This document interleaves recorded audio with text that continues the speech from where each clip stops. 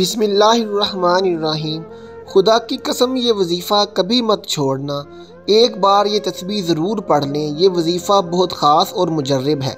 یہ وظیفہ کر لینے کے بعد اللہ کا کرشمہ خود دیکھو گے کہ کیسے آپ کے اوپر اللہ پاک کی کرم نوازیاں ہونا شروع ہو جاتی ہیں۔ یہ سارے وظائف کا بادشاہ ہے۔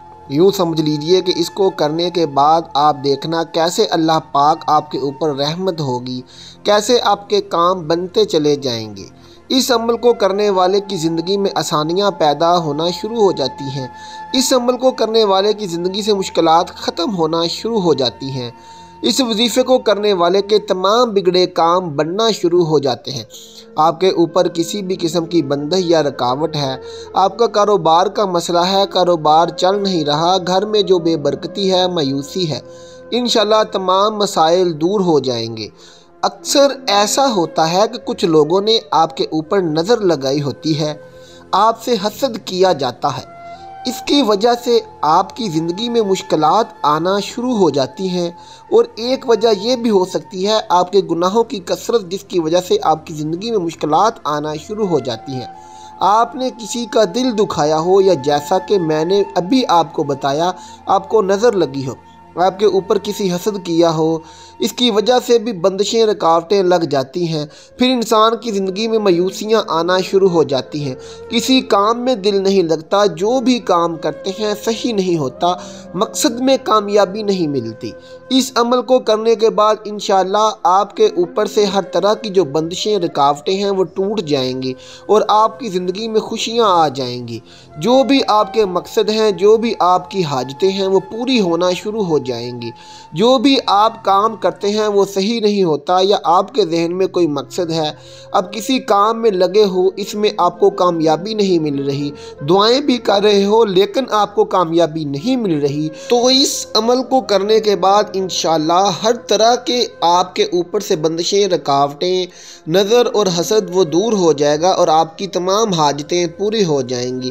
جو بھی آپ کا مسئلہ ہے انشاءاللہ وہ دور ہو جائے گا۔ یہ جو وظیفہ میں آپ کو بتانے جا رہا ہوں، یہ بہت ہی خاص وظیفہ ہے۔ یہ جو کلمات ہیں، اس کو پڑھنے سے اللہ پاک کی ذات بہت خوش ہوتی ہے۔ تو آپ اس عمل کا طریقہ جان لیجئے۔ آپ نے کون سے کلمات کیسے پڑھنے ہیں، کتنی بار پڑھنے ہیں، کون سی احتیاط کرنی ہے، آپ اچھی طرح جان لیں، دیکھیں۔ یہ اہم باتیں آپ کے لیے جاننا بہت ضروری ہیں۔ سب سے پہلی بات تو یہ ہے، آپ نے اس عمل کو پورے یقین کے ساتھ کرنا ہے۔ آپ کے ذہن میں کسی بھی قسم کا شک نہیں ہونا چاہیے، اور پورے یقین کے ساتھ کرنا ہے، اور خاموشی کے ساتھ کرنا ہے، اور پوری توجہ کے ساتھ کرنا ہے۔ وظیفے کے دوران آپ نے بولنا نہیں ہے۔ اکثر کچھ لوگ کوئی کام کر رہے ہوتے ہیں، کچھ عربی کلمات پڑھ رہے ہوتے ہیں، اور آپس میں گفتگو بھی کر رہے ہوتے ہیں۔ آپ نے ایسا نہیں کرنا۔ پورے یقین، توجہ کے ساتھ، خاموشی کے ساتھ اس عمل کو کرنا ہے۔ مرد، عورت، بچے، بوڑھے، کوئی بھی اس عمل کو کر سکتے ہیں۔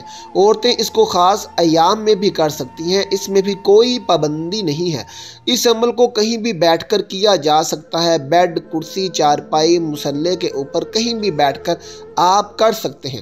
پہلے آپ کوئی عمل کرتے ہیں، کوئی تسبیح کرتے ہیں، کوئی وظیفہ کرتے ہیں، اس کے فوراً بعد بھی اس عمل کو کیا جا سکتا ہے۔ آپ اس عمل کو فجر، ظہر، عصر، مغرب، عشاء، تہجد کسی بھی نماز کے بعد کر سکتے ہیں، یا آپ کسی نماز کے بعد نہیں کرنا چاہ رہے ہیں تو جب بھی آپ کو وقت ملتا ہے آپ نے اس وظیفے کو کر لینا ہے۔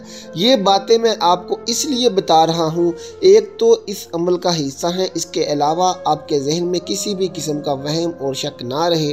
جب آپ کے ذہن میں وہم اور شک ہوتا ہے کسی کام کو لے کر، جب آپ وہ کام کرتے ہیں پھر اس پر یقین بھی نہیں ہوتا، اور جب یقین کم ہو تو پھر عمل اثر نہیں کرتا۔ اس لیے آپ نے ان باتوں کو اچھی طرح جان کر اور اپنے ذہن سے وہم اور شک نکال کر اس عمل کو کرنا ہے۔ انشاءاللہ آپ کو بہت فائدہ ہوگا۔ اس کے بعد آپ نے کرنا کیا ہے اب وہ بھی دیکھ لیں۔ اس کے بعد آپ پڑھیں گے اعوذ باللہ من الشیطان الرجیم بسم اللہ الرحمن الرحیم۔ آپ نے 11 بار پڑھنا ہے۔ اس کے بعد آپ نے درود پاک پڑھنا ہے۔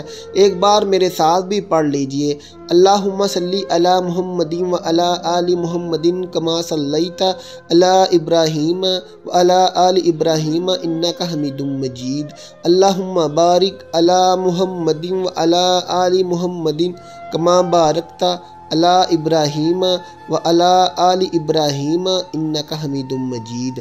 ये दरूद पाक आपने सिर्फ 7 बार पढ़ना है, और अगर किसी मेरे भाई को ये दरूद पाक नहीं आता तो इतना भी कह सकता है सल्लल्लाहु अलैहि वसल्लम।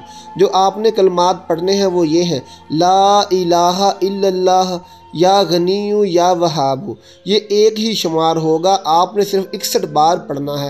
हाथ की उंगली के ऊपर पढ़ लो, दिल में पढ़ लो, अगर तस्बीह है तो आप उसके ऊपर भी शुमार कर सकते हो, इसमें कोई पाबंदी नहीं है। अल्लाह पाक इंसान की नीयत देखता है। ये इतने कीमती कलमात हैं, अगर आप इनको अच्छी तरह कर लेते हो तो इंशाअल्लाह अल्लाह पाक के हुक्म से आपके ऊपर ऐसी करम नवाजियाँ होंगी कि आपके तमाम सारे बिगड़े काम बन जाएंगे, तमाम काम आपके समझ जाएंगे इंशाअल्लाह। अल्लाह पाक के हुक्म से, जैसा कि हदीस पाक में भी है कि अफजल ज़िक्र ला इलाहा इल्लल्लाह, और एक और हदीस पाक में बयान है कि बेहतरीन दुआ यौम अरफा की दुआ है, और बेहतरीन बात जो मैंने और मुझसे पहले पैगंबरों ने कही, ला इलाहा इल्लल्लाह, वो अकेला है, उसका कोई शरीक नहीं, उसके लिए बादशाही है और उसी के लिए हम्दो सना है, और वो हर चीज़ पर कादिर है। ये तिरमिज़ी की हदीस है। एक और हदीस पाक में ये भी है, सुनिए, इसका ताल्लुक़ क़यामत के दिन हिसाबो किताब से है। इससे भी इस कलमा तैयबा की फजीलत का असबाब होता है। आप सल्लल्लाहु अलैहि वसल्लम ने फरमाया, क़यामत के दिन अल्लाह ताला मेरे एक उम्मती को बरसरे इखलाक से निजात अता फरमाएगा। अल्लाह के 99 रजिस्टर्ड खोल कर इसके सामने रख देगा। हर रजिस्टर्ड का तूलो अर्ज़ हद निगाह तक होगा। फिर अल्लाह ताला कहेगा, क्या तू इसमें दर्ज बातों में से किसी एक का भी इनकार करता है, या तेरे ख्याल में मेरे लिखने वाले मुहाफ़िज़ीन ने तुझ पर जुल्म किया? वो उम्मती कहेगा, नहीं ए मेरे रब। अल्लाह फरमाएगा, क्या तेरे पास कोई उज़्र है? वो कहेगा, नहीं ए मेरे रब। अल्लाह ताला फरमाएगा, क्यों नहीं, हमारे पास तेरी एक नेकी है, बिलाशुबा आज तुझ पर कोई जुल्म नहीं होगा। फिर कागज़ का एक टुकड़ा निकाला जाएगा जिस पर यह दर्ज होगा, मैं गवाही देता हूँ इस बात की कि अल्लाह के सिवा कोई माबूद नहीं, और मैं गवाही देता हूँ कि मुहम्मद सल्लल्लाहु अलैहि वसल्लम अल्लाह के बंदे और अल्लाह के आखिरी रसूल हैं।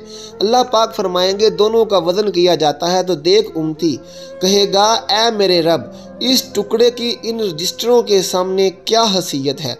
अल्लाह फरमाएगा, तुझ पर जुल्म नहीं किया जाएगा, पर सारे रजिस्टर तराजू के एक पलड़े में रख दिए जाएंगे, और कलमा शहादत वाला कागज़ का टुकड़ा दूसरे पलड़े में रख दिया जाएगा। लेकिन कागज़ वाला पलड़ा भारी और रजिस्टर वाला पलड़ा हल्का हो जाएगा, इसलिए कि अल्लाह के नाम के मुकाबले में कोई चीज़ वज़नी नहीं हो सकती। इस ला इलाहा इल्लल्लाह की इतनी फजीलत है। इसके अलावा और हदीस पाक में है, आप सल्लल्लाहु अलैहि वसल्लम ने फरमाया कि हज़रत नूह अलैहिस्सलाम ने अपने बेटे को 2 बातों की वसीयत फरमाई। उनमें से एक बात ये थी कि मैं तुझे ला इलाहा इल्लल्लाह का हुक्म देता हूँ। फिर इसकी मज़ीद फजीलत बयान फरमाई, 7 आसमान और 7 ज़मीनें अगर एक पलड़े में और ला इलाहा इल्लल्लाह दूसरे पलड़े में रखा जाए तो ये दूसरा पलड़ा इस कलमा की वजह से भारी हो जाएगा, और अगर 7 आसमान और 7 ज़मीनें एक बंद हल्का हों तो ला इलाहा इल्लल्लाह इसको तोड़ देगा।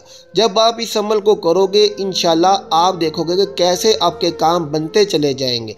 जो भी आपके काम अटके हुए होंगे वो सही हो जाएंगे। आपका दौलत का मसला हल हो जाएगा, सेहत का मसला है, बीमारी का मसला है, सब हल हो जाएंगे। आखिर में नाजरीन, कमेंट बॉक्स में एक बार सुबहान अल्लाह ज़रूर लिख दें और हमारा चैनल सब्सक्राइब करें ताकि हर आने वाली नई वीडियो सबसे पहले आप तक पहुंच सके। शुक्रिया।